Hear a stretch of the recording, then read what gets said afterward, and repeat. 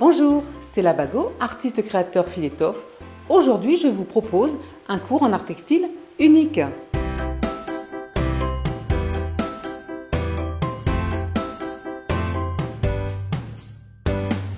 J'ai utilisé dans les précédentes vidéos un fil noir pour que vous puissiez voir le contraste et ce que ça donne au niveau de la machine à coudre pour créer vos fleurs.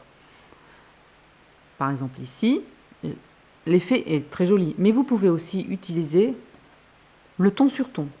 Ça vous donnera un autre effet, un peu plus doux, comme par exemple ici j'ai utilisé un fil saumon pour un orange et un fil un peu écru pour le blanc, pour le plus petit. Voilà, ici du jaune pour le fond jaune. Et en fait cet effet de ton sur ton vous donne un effet un peu plus doux, un peu plus bucolique, ce qui vous permettra par exemple pour agrémenter un corsage, utiliser des fleurs douces et ça fait tout à fait féminin. Voilà. Alors on peut aussi un peu jouer sur les cœurs, voilà, et utiliser une couleur légèrement plus soutenue. Ça vous donne un petit peu plus de peps, hein. Ça dépend vraiment de ce que vous voulez faire. De toute façon, l'art textile, c'est ça, hein. Vous n'hésitez pas, vous testez, c'est la créativité, c'est ce qu'il y a de vraiment génial en fait en art textile. Et juste une petite explication, l'art textile, c'est quand vous n'utilisez pas de molleton entre deux couches. Le patchwork, c'est une couche, du molleton et une autre couche que vous venez assembler à la main ou parfois à la machine. Ici, l'art textile, c'est un peu plus libre. On prend des ciseaux, on coupe, on coud, on fait ce qu'on veut. Il y a autant de créativité, c'est un autre art, mais il y a un peu plus de lâcher prise. C'est ça vraiment le plaisir de l'art textile. Là, je vais vous montrer comment assembler, mais n'hésitez pas à revoir les vidéos précédentes, hein. Ça vous permettra de détailler un peu plus. Et je vais vous montrer comment assembler celle-ci, mais ensuite l'assembler sur un tissu. Là, je vais vous expliquer comment coudre la pétale d'au-dessus sur la pétale d'en dessous. Mais n'hésitez pas à regarder les vidéos précédentes, où vous aurez un peu plus de détails sur le montage. Alors, là, j'enfile mon aiguille. Toujours le touch, hein, bien derrière. Voilà. On coud au milieu.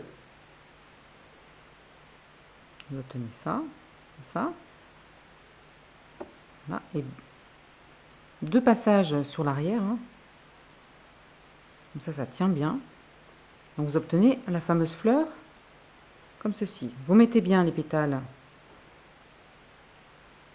aplatis comme vous voulez, hein, vous les espacez bien. Et maintenant, je vais vous montrer comment les assembler sur un tissu pour faire vos assemblages. Donc là, ici, on pourrait très bien penser que c'est un corsage, par exemple. Je vous montre. Cette fois-ci, vous allez prendre tous les fils.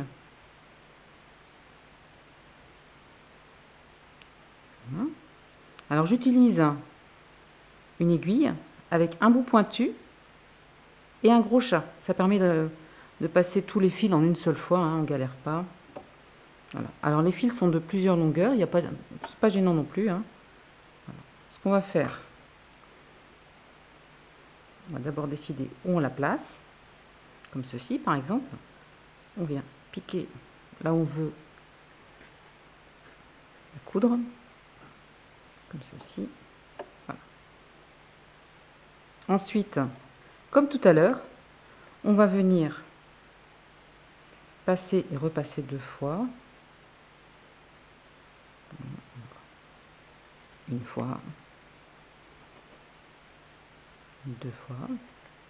Alors ce que vous pouvez faire aussi, c'est laisser le petit fil qui ne vient pas jusqu'au bout. Ça vous fait deux fils, en fait, celui que vous venez de passer et un autre fil qui s'est un peu perdu parce qu'il est plus court. Vous pouvez les laisser tous les deux. Vous faites un nœud, un double nœud bien sûr, hein. Voilà. On repasse une autre fois parce que moi j'aime bien quand c'est super solide. Comme ça ne bouge pas.